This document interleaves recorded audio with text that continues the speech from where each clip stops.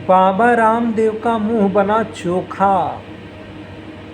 चोखा इसलिए बना क्योंकि सुप्रीम कोर्ट के जज महोदय ने इतना फटकार लगाया कि उनका मुंह बन गया चोखा। मजाक नहीं कर रहे हैं, क्योंकि उनका जो विज्ञापन है वो देश के सर्वोच्च विज्ञापन है। बाकी जितनी भी दवा है वो कोई दवा नहीं है, उस दवा से कोई व्यक्ति ठीक नहीं होता है। बुखार की दवा है उनके पास, मलेरिया की दवा है उनके पास, टाइफाइड की दवा है उनके पास, उसके बाद टीबी की दवा है उनके पास, नमोनिया की दवा है उनके पास, खांसी की दवा है उनके पास, और तमाम तरह के रोगों के साथ साथ कैंसर की भी दवा है उनके पास।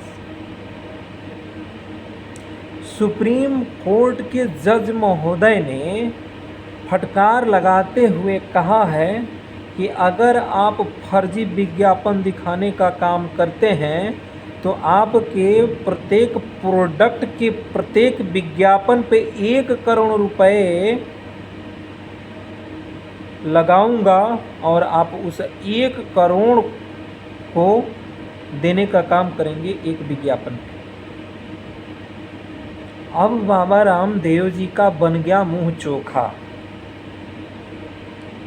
चोखा का मतलब लटक गया, और वो अपने ही विज्ञापन में खुद फंसते गए, अपने ही विज्ञापन देने में खुद फंसते गए। जब तक बाबा रामदेव की दवा नहीं आई थी, बाबा रामदेव वाले नाम नहीं लूँगा मैं कि उनका दवा का नाम क्या है,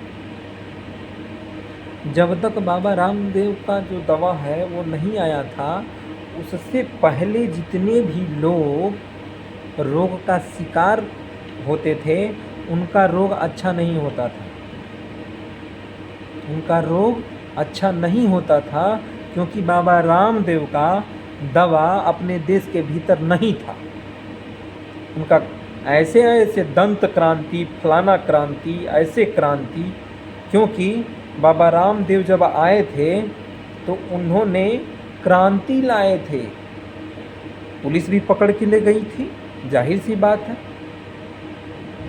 और बाबा रामदेव का जो भी प्रोडक्ट है वो इस देश का सर्वश्रेष्ठ प्रोडक्ट है, क्योंकि अगर देश के प्रत्येक नागरिक उस प्रोडक्ट को इस्तेमाल करेगा तो उनके प्रोडक्ट से वो एकदम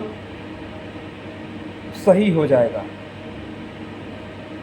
आखिरकार कौन सा बाबा रामदेव अपने ही दवा में उलझ गए और उलझ करके कैसा स्टेटमेंट दे दिए कि अपने देश के सबसे ऊपर का न्यायालय सुप्रीम कोर्ट यानी सर्वोच्च न्यायालय ने प्रत्येक दवा के प्रचार प्रसार करने के लिए अगर वो करते हैं फर्जी तो उनको 1 करोड़ का जुर्माना लगेगा, और वो 1 करोड़ दे करके भरपाई करेंगे और उन्हें करना पड़ेगा। बाबा रामदेव का ये योगा, वो योगा, ये आसन, वो आसन, सभी आसन देखें, और उनका जो व्यायाम है, जो योगा कराते हैं, उस योगा द्वारा रोग का निवारण करना बाबा रामदेव करते थे। और वो अपने ही प्रतिक्रिया में फंस गए। सर्वोच्च न्यायालय यानी सुप्रीम कोर्ट ने ऐसी फटकार लगाई कि बाबा का मुंह बना चोखा, और वो पूरे देश को दे रहे थे धोखा, और लोग कहते हैं उनको सोखा। तो दोस्तों, बाबा रामदेव की जो कोर्ट ने फटकार लगाई है, अब इंसानों के अंदर ये एक आशा हो चुका है कि अब कोर्ट अपना कार्य ईमानदारी से कर रही है। तो मिलते हैं नेक्स्ट वीडियो के साथ, तब तक के लिए जय हिंद, जय भारत, अगले वीडियो में उनका एक एक प्रोडक्ट का भी होगा पर्दाफाश। जय हिंद।